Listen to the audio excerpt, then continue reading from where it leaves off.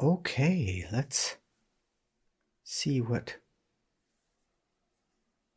unfolds here. I just had the great honor of exploring the true nature of reality with someone that I've been exploring with for many years. And she very vulnerably shared that she's been experiencing what she called existential dread. She shared with me that it's not exactly dread, it is existential. She said it's maybe existential acceptance. But it's something existential. It's an experience of where I'm seeing through the illusion of life, the idea that if you get this or get that or achieve this or accomplish that, you'll be happy, you'll be fulfilled, you'll be content. All of that is crumbling. And yet it can lead to this experience of where I find myself wondering, what's the point? If none of that will be what will bring the contentment, then what's the point to any of this? She shared various angles and facets of this that she's been experiencing. And then at one point she said to me, what is the point? And what came out of me was something along these lines. Well, if I let myself be playful with that, we could say the point is there is no point.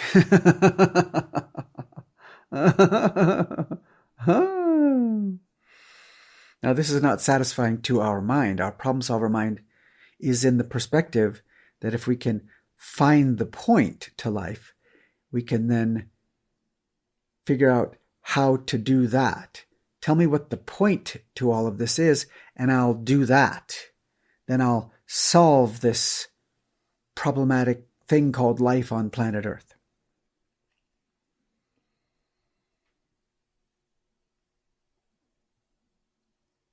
Eventually, we start to notice that this is the nature of problem solver mind. It sees this whole life experience as a problem to be solved. So it starts collecting data, analyzing what is said about the point to life, and it tries to determine what that is and then do that. Then I'll be happy. Then I'll be okay. There comes a point in the spiritual unfolding, the deconstructing from all that we thought was true and real with our mind, and we start discovering that there's a limited construct going on within the mind. And then it can seem like then there's no point to any of this, and why even live anymore? What's the point? The mind wants to know, what's the point? Tell me what the point is and I'll do that. Then I'll be okay.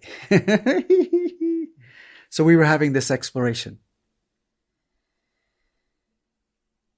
So when she asked me, so Mitch, what is the point? I playfully said, well, if I let myself be playful, as I mentioned earlier,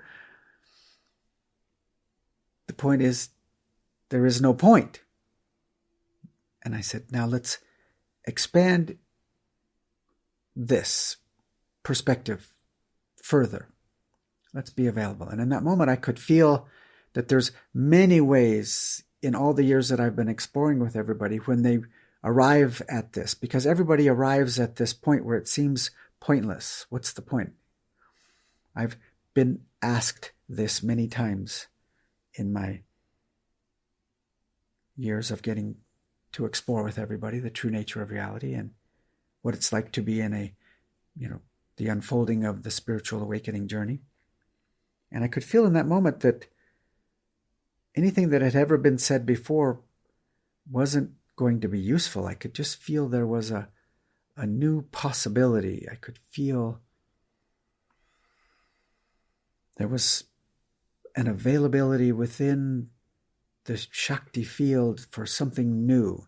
And so the words that came out of my mouth in response to her when I was experiencing this was, let's see if there can be a new metaphor. And as soon as I heard those words come out of my mouth, I became aware of her writing her most recent book. She's in a flow of writing her third novel. And the image came to me of her writing this novel. And there's a whole reality that she's creating in this story. And I could feel the energy of that possibility, and then some words started coming from that possibility. What if we take a look at what it's like for you when you're writing this novel? You're creating a whole world for this main character in your novel. And in this, you're exploring possibilities.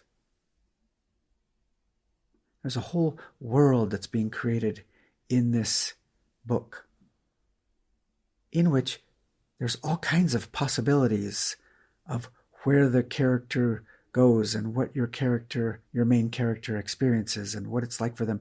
You're creating a whole reality in which you're getting to explore the possibilities of what might happen. And the only way to experience those possibilities would be to create that world and then be in there and see what unfolds moment to moment to moment.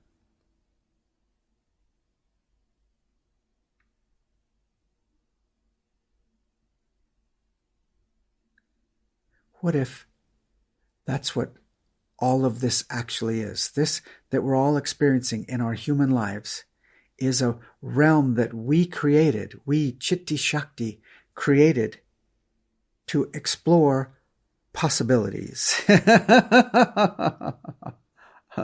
What if that is the adventure? We've created this, not unlike a book, a reality.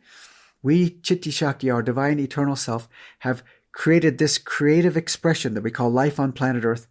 And the only way to explore all of the possibilities that could happen here would be to create this and then enter into it and experience it for ourselves, where we get to experience all of the wanter dynamics that play out and the tendency of problem solver mind to want to find the point, solve the problem of life. We've created this realm where we get to experience from a limited perspective. And the only way to explore the possibilities of this would be to create a reality where we could explore that. In the same way that you're creating a whole reality for your main character in your book, in which she gets to explore the possibilities and you get to be in there with her and create a whole world in which she experiences reality within that book, within that story. What if this whole thing that we're all experiencing called life on planet Earth is a divine story, a divine play?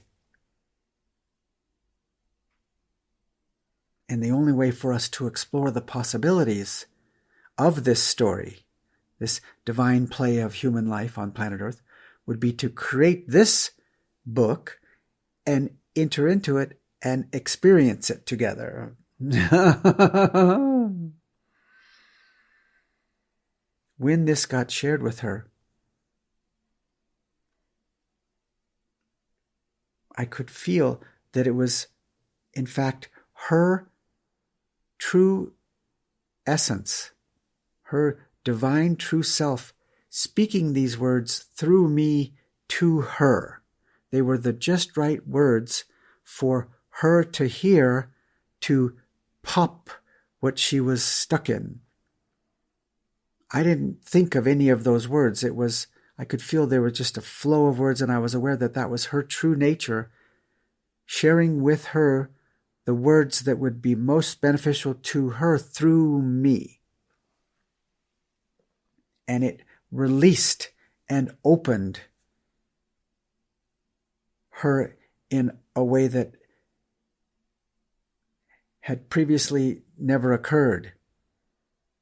It was a life-changing event, and it was her own true nature speaking exactly what she was ready to hear through me.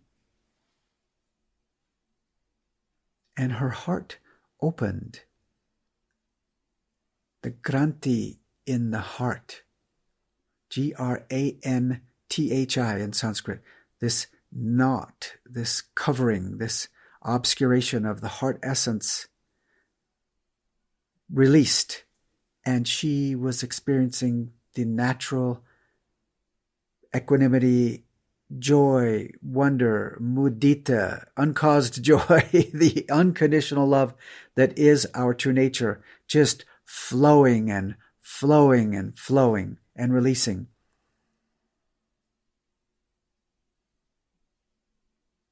And we honored that flow.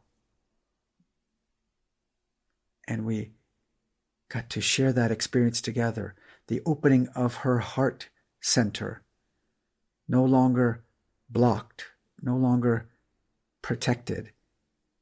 In that absolute vulnerability, her mind was blown and her heart was revealed and directly experienced.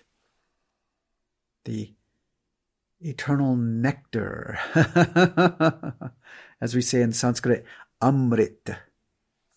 The eternal nectar of what we really are was then just pouring from her heart center out, out, out in all directions.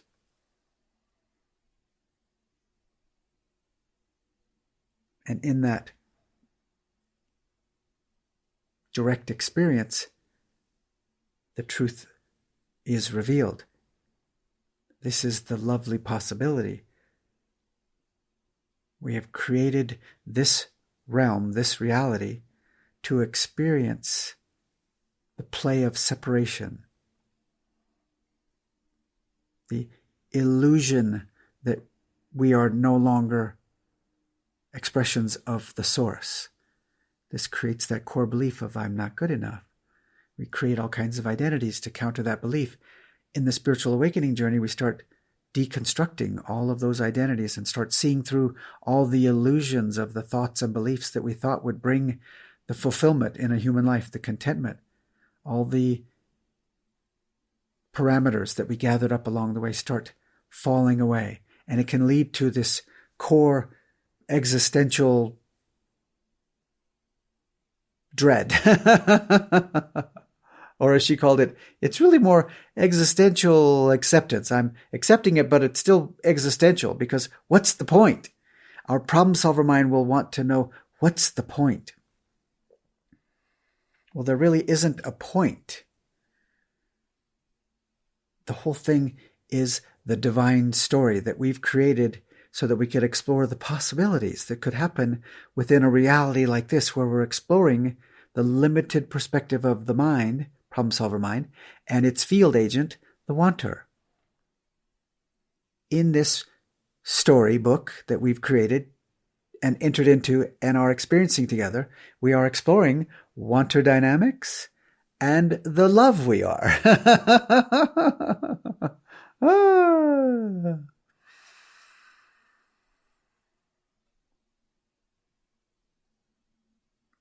In this direct experience. We realize that all along we have been what we've been looking for. We already are the eternal nectar. We already are the love we've been looking for outside of ourselves. This can be directly experienced. The practices she's been in for years. She's someone who really is in the practices. Name that thought practice, problem solver mind practice, first growl practice, living practice, loving blessing practice. She's also been exploring viveka and seva and atma vichara and shiva bhavana. And she loves to chant. And she has immersed herself in the recordings that I share. With all of that, the combination of that Shakti flow, today was the day that she was able to break free from the shackles that cover our heart center. They fell away, and she directly experienced the love we are.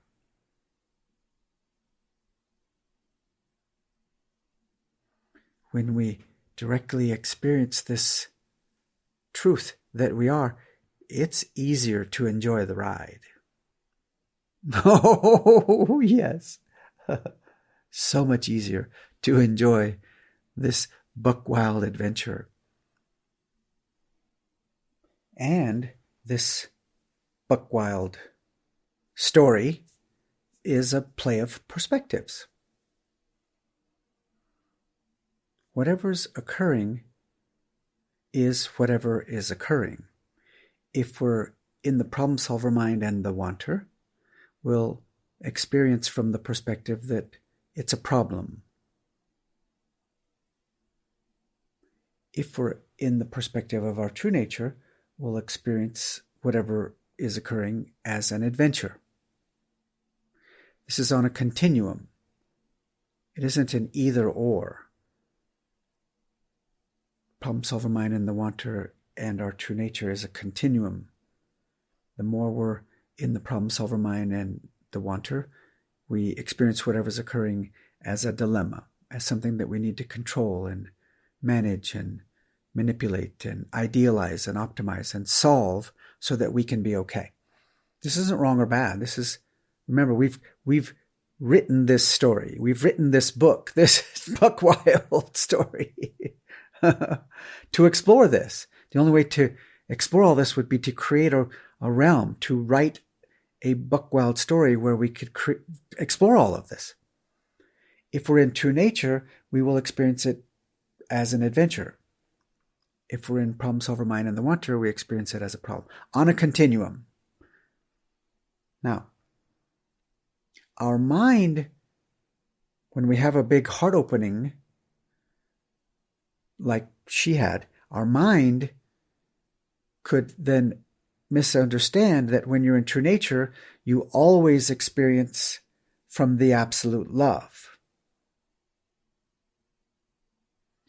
When we're in true nature, sometimes we do experience from the perspective of absolute love.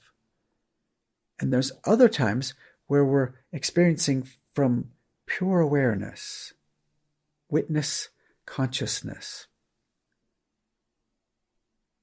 I've often said over the years that in our journey, we keep turning our attention within, and then we will directly experience that there is something that we are that's not a something. Pure awareness. Just no thingness. Pure consciousness, pure awareness. And when we're abiding in that, we're not experiencing the absolute love that we are, the joy, the wonder. We're just a neutrality. We're a neutral witnessing consciousness. That also is an aspect of our true nature. Sometimes you might just be resting in presence. And in that moment, if someone were to say, "Are you experiencing unconditional love right now?" we would say, oh, no, I'm just experiencing this neutrality, this pure witness consciousness in which there's no dilemma, there's no agenda. I once said when I opened up to this pure awareness that we are, that it's experiencing that there was nothing required and everything welcome. It's a neutrality in which everything is welcome. We're available to whatever it is that's occurring. We're not necessarily feeling unconditional love or joy or playfulness or any of that. We're completely available to whatever's occurring in a neutrality. Nothing's required and everything is welcome. This can be misunderstood by the mind. Sometimes on our journey, our mind can misinterpret this state of consciousness as somehow not our true nature because we're not experiencing absolute love. And there are times when we are experiencing whatever is occurring from the absolute love that we are.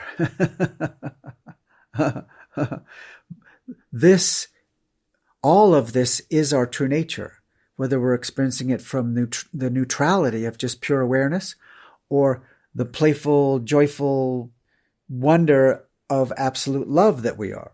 All of that is our true nature.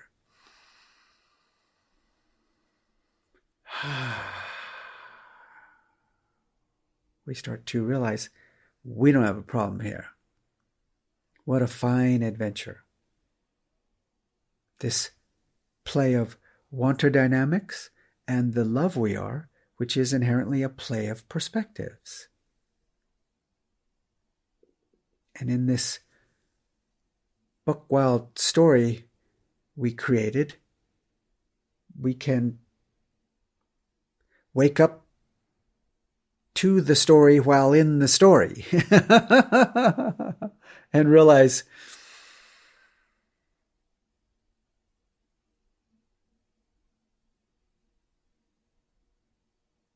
yeah, that, the stillness, the eternity, the nectar of existence.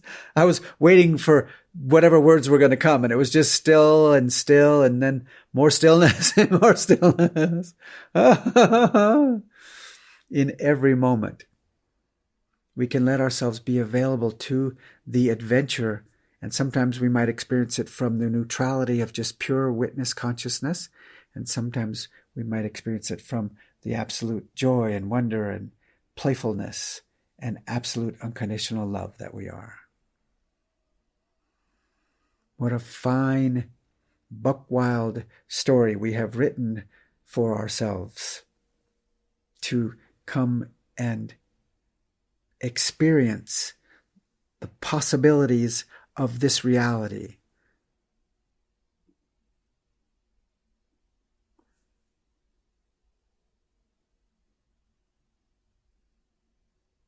Welcome.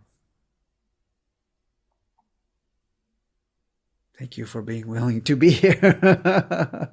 I'm honored to share the journey with all of you. Shine on, shine on, shine on, shine on, shine on, shine on, shine on.